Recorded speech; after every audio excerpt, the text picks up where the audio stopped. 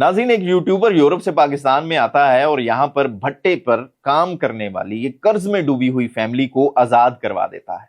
और इन पर कोई बड़ा कर्ज भी नहीं था, कोई 7 या 8 लाख रुपए का मामला था। और ये फैमिली यहाँ इस भट्टे पर नस्ल दर नस्ल काम कर रही थी। वो अपने बड़ों का लिया हुआ कर्ज उतारने की कोशिश में अपनी तीसरी नस्ल भी कुर्बान कर चुकी थी इसी राह पर।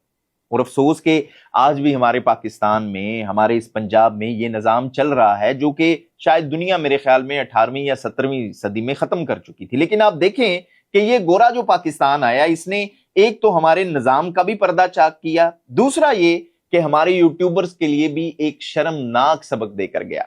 आप देखें कि जिन यूट्यूबर्स के पाकिस्तान में करोड़ों में फॉलोअर्स हैं, जो शादियों पर डॉलर्स की बारिश करते हैं, गाड़ियों की लंबी लंबी कतारें बनाकर लोगों को दिखाते हैं, लेकिन इस गोरे ने बताया कि कंटेंट इस तरह का भी बनाया जा सकता है।